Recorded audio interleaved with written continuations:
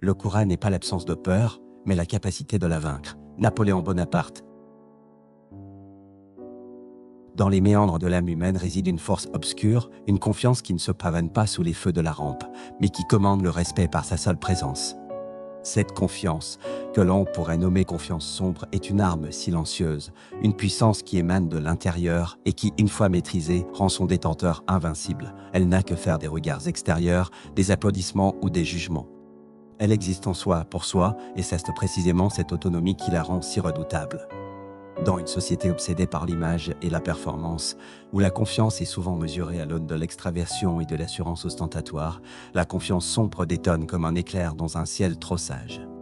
Elle renverse les paradigmes, invitant à plonger dans les tréfonds de l'être plutôt que de polir ses surfaces éclatantes. Car la véritable puissance ne réside pas dans le clinquant des apparences, mais dans la substance brute de l'âme, non dans le vacarme des mots inutiles, mais dans le silence qui les précède et les suit, lourd de sens et de mystère. Cette confiance sombre est une alchimie intérieure, un alliage précieux forgé dans le creuset brûlant de l'aversité et trempé dans les eaux glacées de l'introspection.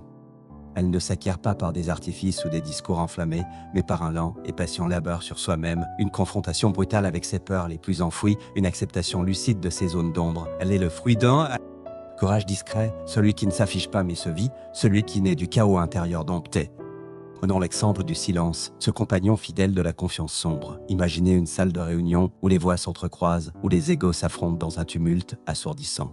Au cœur de cette tempête, une silhouette reste muette, immobile, ses yeux scrutant chaque détail. Son silence n'est pas une faiblesse, mais une armure. Chaque intervenant, troublé par ce regard qui perce sans trahir, ajuste ses mots, quête une approbation invisible.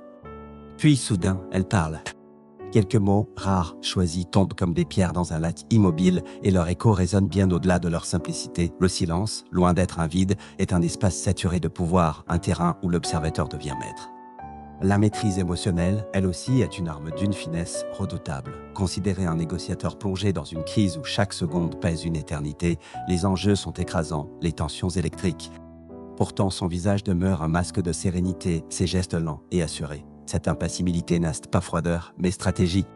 Elle désarçonne ses adversaires, les pousse à dévoiler leurs failles, à trébucher dans leur hâte. Car celui qui ne cède pas à l'émotion force l'âtre à projeter la sienne, à s'exposer là où lui reste insondable. Ainsi, la confiance sombre transforme le tumulte intérieur en un levier de domination extérieure. Et que dire de cette observation aiguë, cette vigilance presque animale qui caractérise ceux qui portent cette confiance en eux, tel un fauve tapis dans l'ombre d'une savane infinie, ils guettent, immobiles, patients. Et lisent entre les lignes des paroles prononcées, décèlent les non-dits dans un battement de cils, perçoivent les failles avant qu'elles ne s'ouvrent. Cette acuité n'est pas un don inné, mais une compétence affûtée par le temps, une lame aiguisée par l'expérience. Elle leur offre un avantage invisible, une capacité à anticiper les mouvements d'autrui, à tisser leur toile avec une précision d'orfèvre. Vous reconnaissez-vous dans ce portrait esquissé dans l'ombre? Peut-être votre silence, souvent pris pour de la timidité, est-il en réalité une source de puissance insoupçonnée?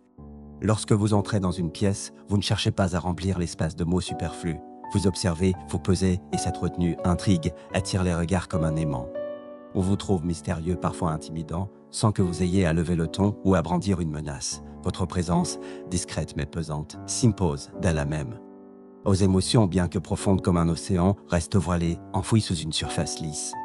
Un affront, une insulte, un mépris, vous les enregistrez, vous les ressentez dans chaque fibre de votre être, mais vous ne les laissez pas éclater. Une froide esquisse de sourire, un regard qui en dit plus que 1000 paroles, et vous passez votre chemin. Cette retenue n'est pas faiblesse, mais force brute canalisée, un torrent dompté qui attend son heure pour déferler. Et puis, il y a cette ambition qui vous anime, non pas mesquine ni vengeuse, mais vaste, impérieuse. Vous ne cherchez pas à rendre coup pour coup, à régler des comptes dans une explosion de colère infantile. Non, vous visez plus haut, la domination, l'influence, la maîtrise des esprits. Vous savez que le vrai pouvoir ne s'exerce pas dans le bruit des poings ou les cris, mais dans le silence d'une stratégie implacable, dans la capacité à occuper les pensées de Rui jusqu'à devenir une obsession. Pour cultiver cette confiance sombre, il vous faut d'abord briser les chaînes de la validation extérieure. Cessez de mendier l'approbation, de vous mesurer au regard des autres. Votre valeur ne dépend pas de leurs louanges ou de leurs critiques. Apprenez à vous suffire à vous-même, à puiser votre force dans vos propres abysses. Lorsque vous ne cherchez plus à plaire, vous devenez une énigme, et cette liberté d'être vous attire paradoxalement ceux qui cherchent à vous comprendre. Maîtrisez vos émotions, non pas en les étouffant, mais en les pliant à votre volonté. Soyez comme la mer qui, sous la tempête, garde ses profondeurs intactes. Face à la provocation, offrez un calme désarmant, une indifférence qui intrigue et déstabilise. Cette impassibilité n'est pas un renoncement, mais un bouclier, une épée subtile qui tranche sans bruit. L'art du mimétisme ensuite est une danse délicate mais puissante. En reflétant subtilement les gestes, les tons, les manières de ceux que vous souhaitez influencer, vous tissez un lien invisible, une familiarité qui désarme leur défense. Ils se reconnaissent en vous sans le savoir. Et cette connexion, si elle est maniée avec art, devient une clé pour orienter leurs pensées. Mais prenez garde, une telle arme, mal utilisée, peut se retourner contre son maître. Enfin, apprenez à partir, à tout moment, sans un regard en arrière. Que ce soit une relation, un lieu, une situation, sachez que rien ne vous retient sinon votre propre choix. Cette liberté totale, cette capacité à couper les liens sans hésitation, fait de vous un être insaisissable. Et lorsque les autres perçoivent que vous n'avez besoin de personne, ils chercheront à vous retenir, à vous posséder. C'est dans ce paradoxe que s'épanouit votre pouvoir. Embrassez cette ombre qui dort en vous, cette part obscure qui échappe à la lumière, cesse d'emprunter le chemin d'une confiance inébranlable. La confiance sombre n'est pas une fin, mais un voyage, une quête sans cesse renouvelée de maîtrise et de découverte. Elle vous rend invincible face aux tempêtes du monde, mais surtout en paix avec les tumultes de votre propre cœur. Car la plus grande conquête, celle qui surpasse toutes les autres, est celle que l'on mène contre soi-même, dans le silence sacré de son être, loin des regards et des chaînes. Ainsi, en cultivant cette confiance sombre, vous ne vous contentez pas de jouer un rôle dans le théâtre de la vie. Vous en devenez l'architecte, sculptant votre destin avec la précision d'une artiste et la puissance d'une conquérant. Vous marchez dans l'ombre, mais c'est cette ombre qui vous couronne, invisible et souveraine.